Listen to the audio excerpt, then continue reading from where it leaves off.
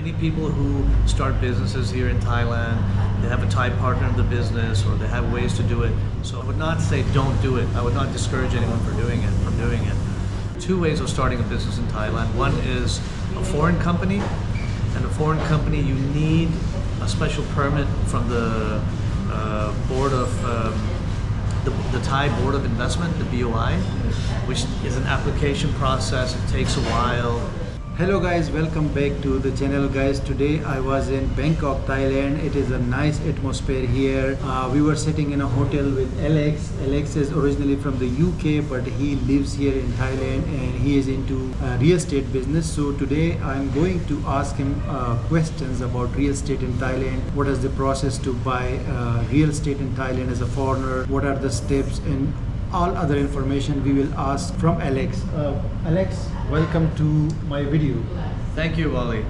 I'm honored to be on your YouTube channel. Okay, Alex, the first question, tell me how did you come to Thailand? Like you said, you are living here for 12 years. So why did you choose Thailand? What is your experience so far here? So far, I love it. I came here on holiday and pretty much fell in love with the country. You know, I came here with some friends. We went to Samui the first time. Okay, Koh Samui. Koh Samui, and we were there for a few months, and it was kind of our base. Then we were traveling around. Okay. And then I thought Thailand's pretty awesome. Why don't I come and start living here? Mm-hmm. And I used to play poker online at that time, so you can just work anywhere. You just have a laptop, which you can open up and play poker on and make money. So I decided to stay here. Mm-hmm. And I settled up in Chiang Mai. Why did you choose Chiang Mai? Is there any specific reason for that? No, I ended up going to Chiang Mai originally in the beginning, and then I just ended up staying there. Okay. And now I have family, and I have two kids and stuff like that. So Okay, you got married here. Yes. Oh, nice. So could you tell me just three main, why did you choose this country? Like why not Vietnam, why not Malaysia, why not Indonesia, why not Dubai, why not any European country? Well, I would say that, the people of Thailand are very friendly. Okay. Thailand is also the most developed country in Southeast Asia, I would say, if you don't count Singapore. Mm-hmm. So it's also most developed, and so it's very easy. The quality of life here is very good. Mm-hmm. The Thai women are beautiful. Oh, yes.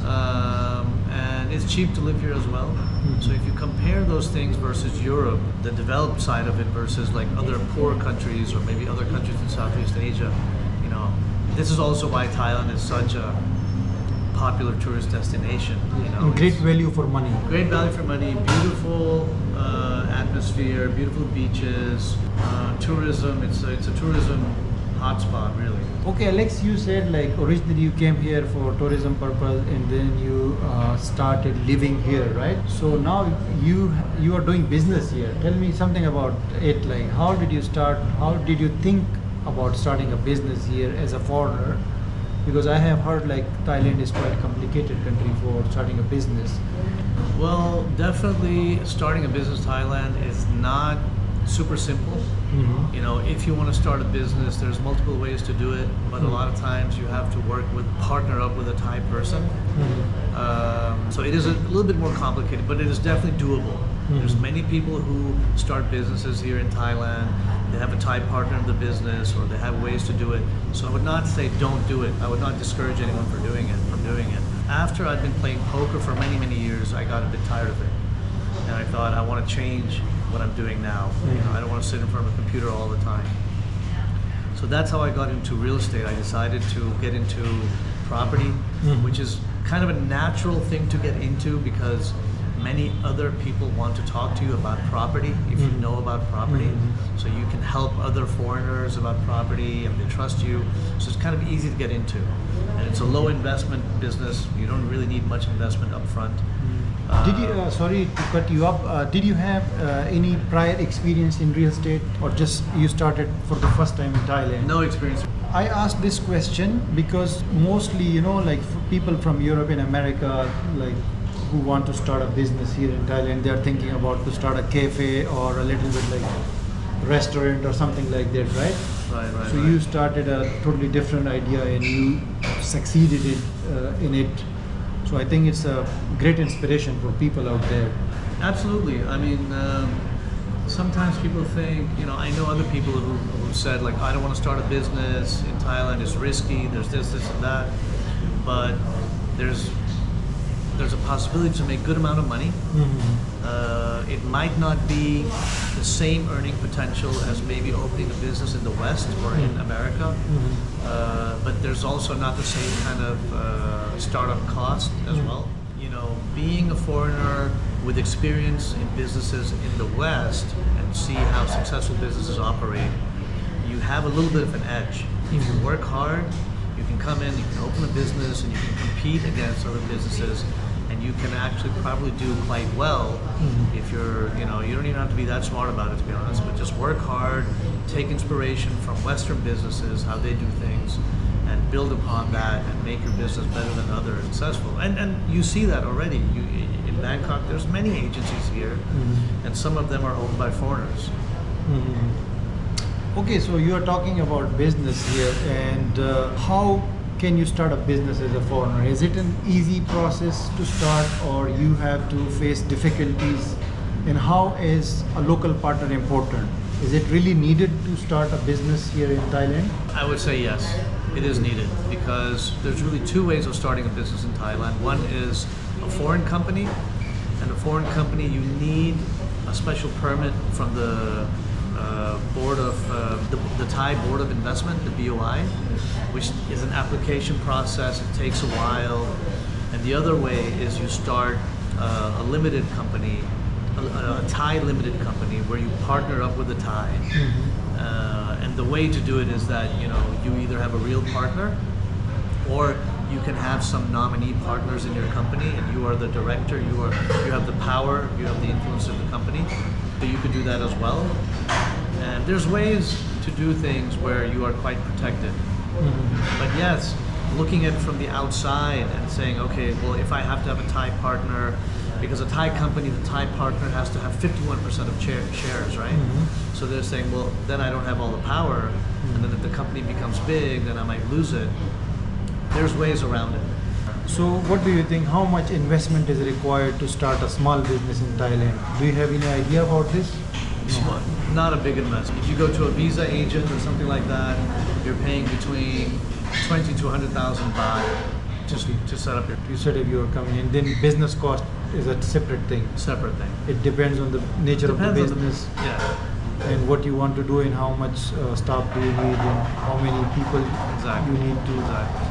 Okay, thank you so much. And now let's talk about the real estate business here. Okay, go on. So what is the price of real estate here? Like many people, I know like many of my viewers, they're interested to buy real estate property in Thailand. Many people even have dreamed to own a house or a condo Sure. in Thailand. So can you tell me something about this? Like what are the prices, what type of property it would be? Well, I would say If we that compare it to like UK and like Yeah, European absolutely. countries So or I even would say- nearby countries in Asia. Well, I don't know so much about the neighboring countries, but in Bangkok, for example, you can get condos, small condos from 1 million, 1.5 million baht up to whatever. There's no limit, So you can get an older place.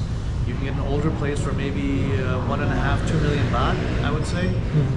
If you want a bigger place, maybe a little bit higher, 3 million baht. And then if you want a really nice luxury condo, then we're talking maybe 10 million baht plus. $300,000 or more than that. Yeah, If so I you would can s- tell us in the dollar price. Well, I would say in dollars, you can start as low as 30 to 40 or $50,000 in Bangkok, in Bangkok. 2-bedroom apartment. No, 2-bedroom would be a little bit higher. 2-bedroom apartment, I would say, would be probably, for the older units, would be around $100,000, starting at that for 2-bedroom in an older building. Okay. And then a newer building would be, something like maybe $200,000-$300,000 up. Okay. Also depends on the area. In the If you're area. in downtown Sukhumvit area or you're in Saton area, it's going to be more expensive. If you just go a little bit outside, 20 minutes or 15 minutes on the BTS, a little bit outside the central area, then it's going to be cheaper. Now, a lot of people won't even start buying a 2-bedroom condo here. They would buy probably a 1-bedroom place to begin with. Or a studio apartment. Or maybe a studio. So you were talking about the 40,000 price tag was for 1 bedroom? For 1 bedroom. For 1 bedroom. Yes, yes. Is there any risk associated with the property ownership? Like some people say, oh, this property might have some issues like death or maybe the ownership issues. So is there any issues like this in Thailand? No, I wouldn't say so. First of all, as a foreigner, you cannot buy land. Okay. Right? You cannot buy land. And so houses and land is more difficult. You can buy that as a leasehold. But as a foreigner, you can buy condos, no problem. The upper floors. Yeah, just any floors. Any Yeah. floors. But there's no real risk in regards to fake property or Any debt on the debt property. associated or No, something. because before you buy the property, the seller must provide a document that guarantees that there's no debt on the property, and that document is taken from the building's juristic office. Okay. So, and it also says so on the title deed.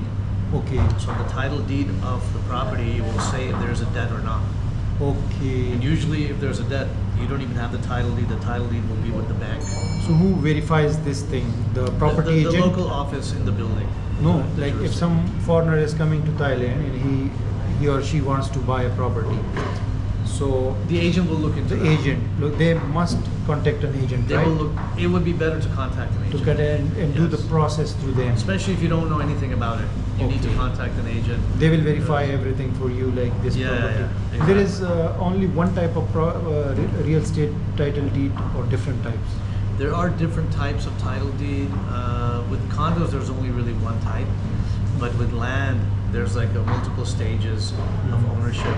And it starts with like a loose document, then starts with, okay, you've been using this land for this amount of time. So, and finally you get like the full ownership rights. But here we are talking about foreigners, so like we Yeah. will stick to the condo. So with condos, I would say, Okay, so Alex, tell me about the process. Like somebody has decided to buy a property, so he, like you are an agent, right? Right. Agency, you own a real estate agency. He came to you, and what is the process to, like step by step, to buy the real estate in Thailand? Like, well, once you found the property that you like, you know, Okay. you basically get a contract drawn up, Okay. a sales agreement. okay, And typically what happens is you pay a deposit. It's going to be like 5 to 10% of the Okay. sales price. Mhm. And then you set a date with the seller when you're going to close, before which date, how long do you need, 2 weeks, 30 days, 60 days, etc. And then before that closing date, you go to the land office together, you prepare your money. Now, one important thing is that if you buy a condo, if you want to buy a condo in Thailand as a foreigner, you must bring the money from abroad. So you must send the money from abroad, and you get this document from the bank that verifies this money came from abroad. You actually have to write in the memo, this money, this transfer is for property purchase in Thailand. So the bank This is very verifies- important. This is very Everybody important. must This is very note important. this. Yeah. So this is very important. And if you don't do it, you cannot buy. You must send the money send the money from abroad into Thailand, into your bank account. So once you have that document, you go to the land office. The seller brings a document that says there's no debt on the property, and you prepare your money. Usually it's a cashier's check, and then you meet there. You sign the sales agreement at the land office. You give the cashier's check, and then the title deed is transferred into your name. And that's so, it. So the process is like quite simple. Quite simple. Okay. Yes. Alex, tell me about the taxes and other fees associated with a property purchase. Like for example, I want to buy a condo here, right? So you are the agency I choose, and now I'm buying a property, right? So is there any tax, like government there is. tax or duty or something to be paid, and what I have to pay extra to the agency, or like I'm talking about the costs associated with the Right. property purchase? Got it. Typically, when it comes to commission to the agent, that is paid by the seller. The seller, not Seller, the buyer. Not the buyer. Okay. Typically. And the transfer, there is something called a transfer fee, which is typically 2%. 2%? there's something called stamp duty, which is like 0.5%, and then there's some other taxes as well, some personal income tax, etc. So usually the buyer is not paying that income tax. Normally the buyer and the seller will split the tax and transfer fee 50-50. Okay. It's also up to negotiation, but usually the personal income tax is paid by the seller. But sometimes this is also, some people, they just split the whole thing 50-50. So it depends on the negotiation. Usually before you purchase, you will ask the agent what is the tax and transfer, etc. So you know how much extra you might have to pay apart from the sales price.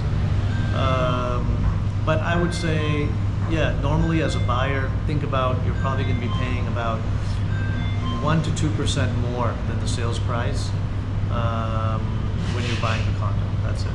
All right. So the last question would be, Alex, about what is the benefit or advantage of having a condo in Thailand? Like, do you get any visa or residency with the property or not? Tell us that. And second thing, what is the future of the property like? Is there appreciation? Right. What could be your tips for the buyers? So I What would could be done to say be on the that safe side? I would say that when it comes to appreciation, right now Bangkok is going through a boom of development. So lots of condos are being built. So I would not purchase a condo in Thailand for capital gains appreciation. That's, I mean, to be honest, it depends on the region, depends on the price. You can talk to your agent and ask him, like, do you think this will go down or up from here? And because of COVID, prices have gone down a bit. And especially in a place like Chiang Mai, prices are kind of at the bottom. If you bought now, you're probably not going to lose money. But in Bangkok, it's a different story because they could build more. But Bangkok is getting a bit overbuilt now as well. Okay. Or So, supply. Yeah, so they can't build much more in the center anymore. So I would say it's plateauing now. The price will not really kind of go down too much, I don't think. So I wouldn't buy a condo for appreciation. However, you can make money as an investment in Thailand for sure. And some areas of Thailand are really good for investment right now. You could buy and you could make a good amount of money, passive income on your Rentals. purchase. On rentals. On rentals. Yes. So on rentals there is tax or there is no tax There's not really any tax. It's not really for rental income. Yes. Yeah. Okay, and you didn't tell me about visa. Any Sorry. Yeah. benefit in So, visa no, or you something? don't get any visa, residency visa or anything like that when you Like buy in a many condo. countries, when you buy real estate, so they offer a visa or residency. They don't do that in Thailand. They don't do that in Thailand. However, it is quite easy to get long-term visas here. You can get a privilege visa, elite visa, 10-year visa, 20-year visa. You can also just go on retirement visa, which is very easy to do if you're over 50.